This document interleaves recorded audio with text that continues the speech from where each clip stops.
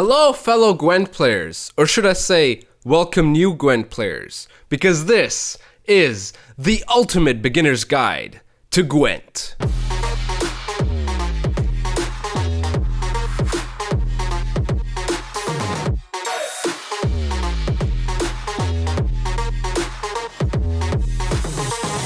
So, you've decided to start playing Gwent, the Witcher card game, and I, Mr. Hobble1, will tell you about the essential basics of this card game, starting with the cards. Gwent, in its current state, has a total of 663 cards, and that's excluding the 35 leaders that are also in the game. Both cards and leaders are separated across 6 factions. Those factions are Monsters, Nilfgaard, Northern Realms, Scoia'tael, Skellige, and Syndicate. Each of these factions has their own identity and playstyle. As for the cards, there are currently 3 types of cards: units, artifacts, and spells. Units and artifacts can both be placed on the board, meaning they can be interacted with. Spells, on the other hand, are mixed when it comes to that. Some spells produce points without putting any cards on your board.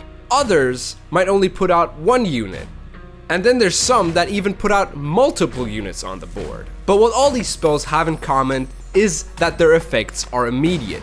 Now there are units and artifacts that also have immediate effects. These effects are called deploy abilities, meaning the effect will immediately be triggered once the artifact or the unit have been placed on the board. Now units and artifacts can also have order abilities. What makes these special is that you can trigger them whenever you want, unless the icon with the 3 Zs is shown, which basically means that you have to wait a turn for this order ability to be enabled. But that also means that the opponent is able to deal with the order card. Now order effects can either have a lasting impact throughout the round if charges are part of their ability, or they can have one-time effects. If they are one-time effects, giving them zeal enables their effect the turn they are played. Now some cards already have zeal on them, or they gain zeal when a certain condition is met. There are even some cards that have both an order and a deploy ability, which makes them very powerful. Now if a card has neither a deploy or an order ability, usually the card text will explain what their ability does. There's also the fee ability, which is limited to Syndicate, but I won't be talking about Syndicate in this video, as you have no cards from Syndicate in your collection at the start of your Gwent journey. But what cards do you have? Well, you start off with a base collection, which you can use to play games and start working your way up to acquiring more cards. But how does one acquire more cards? The easiest method is crafting cards, which you can do with scraps. Now the prices of cards vary on the rarity of the card, which you can check on the top left corner of the card. There is common, rare, epic, and legendary. Another way to get cards is through opening kegs, which you can do with meteorite ore. You can earn both scraps and meteorite ore through completing daily quests, sending GGs, or the reward book. The reward book has its own currency, reward points. These you can earn by completing contracts, or at the end of the season, depending on your rank, you get a certain amount of reward points. The reward book is also used to unlock your leaders. Now, the more leaders you have, the more variation in playstyle you can have with certain factions. The last form of currency is meteorite powder, which is just there for cosmetics. You can use it to purchase new game boards or craft premium cards to flex on your opponents during games. But before you go into any games, you're gonna need to build a deck. The first step in doing so is choosing a faction and then choosing a leader. At the start, those options will be more limited, so choose wisely. Now that you're in the deck builder, let's talk about provisions, also known as the bottom right number of every card. The lowest possible provisions a card can have is 4, and the highest currently is 15. Now each deck starts off with a provision limit of 150, but every leader in the game gives you additional provisions, as you can see on their card art. The extra provisions given by the leader reflects their ability. Now, if they have high provisions, it's very likely that their abilities is underwhelming, and if they're low provisions, that means their ability is very strong. But that doesn't mean you always have to find a middle ground. High provision leaders can be very powerful because you can put a lot of high provision cards into your deck. Whereas for low provision leaders, their ability is so strong that they can actually make up for the provisions that you lose. Now, when building a deck, the border of the card determines how many copies of it you can put into your deck. If they're bronze, you can put 2 copies of that card into your deck, and if they're gold, you can only put 1 off in each deck. Now, the minimum amount of cards for your deck to be valid is 25. And at the start of the game, with your base collection, you might not be able to max out on the provisions with just 25 cards. Now, you can put additional cards into your deck to max out for the provisions, but that will lower the odds of you finding your good cards during your games. Now that brings me to the most important part, the gameplay. The game is played on a board where both sides have 2 rows, melee and ranged. Certain cards have different abilities depending on which row you play them on, and other cards have abilities that only work on 1 row. So always be careful of your row placement. The game itself is played in a best of 3 system. You can win games 2-1, 2-0, or games can even end in a draw sometimes. At the start of the game, both players have 10 cards in their hand. The limit of 10 cards cannot be exceeded, so you cannot have more than 10 cards in your hand ever. At the start of each round of the game, both players are allowed mulligans, which means they can put cards from their hand back into their deck. Now, the player going first in round 1 is allowed 3 mulligans, and the player going second in round 1 is allowed 2. The player who goes first is also given a tactical advantage on his board, which reads, boost a unit by 5. Now, why is the player going first given all these benefits? The answer is simple: card advantage. Now, card advantage is one of the most essential parts of Gwent. See, the player going first is a card down after playing a card, meaning that if he wants to win the round, he will most likely have to go down by a card, meaning that in the next round, he will have 1 less card. Now, another essential part of Gwent is the pass mechanic. You cannot pass after playing a card, using an order ability, or using your leader ability. The first time a player can use the pass ability in round 1 is when both players have 7 cards in hand. Now, the most simple strategy to passing is to pass when you're ahead on points. This means that the opponent will have to go down a card to win the round. But winning round 1 has a lot of upsides. When you win round 1, you can control the length of round 2, but I will get to that later. But let's, for the moment, talk more about round 1 and talk about more scenarios that involve card advantage and passing. For example, if a player is up by a lot of points but has passed early, you are still able to go down to 4 cards in your hand to win the round without losing your card advantage. Now, why is that? Well, it's because both players at the start of each round draw 3 cards. Now, if you draw 3 cards in round 2 and 3 cards in round 3, you will have 10 cards again. And as the limit of 10 cards cannot be exceeded, you and your opponent will go into round 3 with both 10 cards in your hand.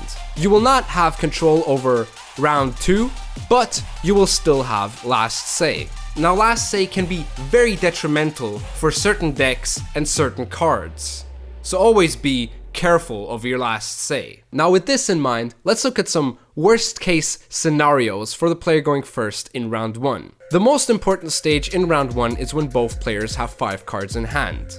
I will get to that later, but for now, let's assume the player going first decides to push. Now, if the player going second manages to catch up, there might be a scenario where he wins on even cards.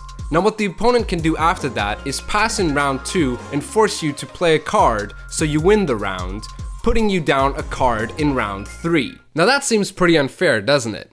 but it can be avoided. As I said, the most important stage is when both players have 5 cards in hand. Now, if you are the player going first and the opponent is already ahead of you at this point, passing on 5 cards in hand is a safe option. Now, why can this only be done on 5 cards in hand and not 4? Well, if the opponent wins the round on even cards and both players have 4 cards in hand, you will draw 3 cards in round 2, and the opponent can pass, and you will go down to 6 cards. And 6 plus 3 is 9, so you will have 9 cards in round 3 and the opponent will have 10. Whereas if you pass with 5 cards in hand, in round 2 both you and the opponent will have 8 cards. And if the opponent passes, you can go down a card and still have 10 cards in round 3. Now, most of the time people wouldn't pass in this scenario. They will keep pushing round 2. Now, if that happens and you can somehow manage to always be ahead of your opponent, you can still go into round 3 on even cards. But as I said, these are the worst case scenarios for the player going first. Most of the time, the player who wins the round by going down 1 card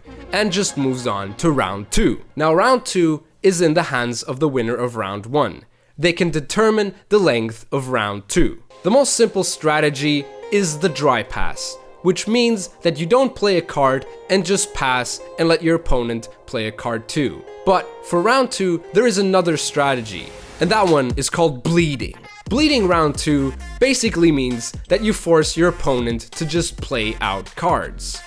Now, if you went down a card to win round 1, this method is very risky, but it can always have a payoff.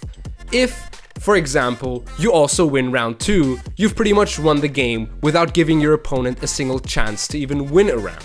Now, the decision to push round 2 is really all based on the matchups and your own deck. And with experience of playing the game, you'll get a better understanding of when to push round 2 and when not to. Now, round 3 is basically shaped by the previous 2 rounds, whether that be the length of the round or whether a player has card advantage or not. Both of these were determined in previous rounds, but what's most important is that you win round 3. Now, I know I've talked a lot about card advantage and how important it is, but in the end of the day, the player with the most points in round 3 wins the game. Now, an extra card might be convenient, but let's assume you've played all of your best cards to gain that extra card, and your opponent has kept all of his good cards for round 3. And that brings me to the last part of the basic gameplay essentials to Gwent, and that is managing your resources. Always be careful which cards you play when, because playing all of your good cards in round 1 is not going to help you if you don't have them in round 3. And that wraps up the basic gameplay concepts such as card advantage, passing, and resource management. And now to some additional information on things that did not fit into the previous narrative. Statuses. Statuses are displayed as little icon on cards that have certain statuses. Now, statuses are explained below the card text, but I will still list them all up for you. Vitality. Boost a unit by 1 at the end of your turn. Now, Vitality also has a number on its icon, which shows you for how many turns this ability will last. Bleeding. At the end of the opponent's turn, damage the unit with bleeding by 1. The same with Vitality with the timer. Shield.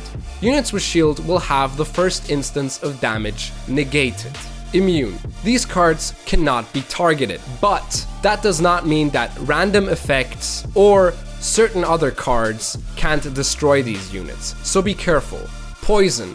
If a unit is given poison once, nothing will happen. If a unit is given poison twice, it'll die. Doomed. If this unit dies, it will not return to your graveyard, meaning it will be erased entirely from the game. Resilience. If a unit with resilience is still alive at the end of the round, it will remain on the board until the next round.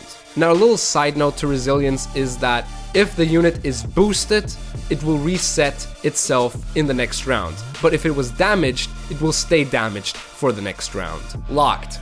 When a card is locked, the ability on its card text is completely disabled. Now, a little side note to lock is that lock cannot affect the statuses. Only Purify cards can affect statuses. The last status is Bounty, and Bounty is limited to the Syndicate faction, and as I said earlier, I will not be talking in detail about Syndicate.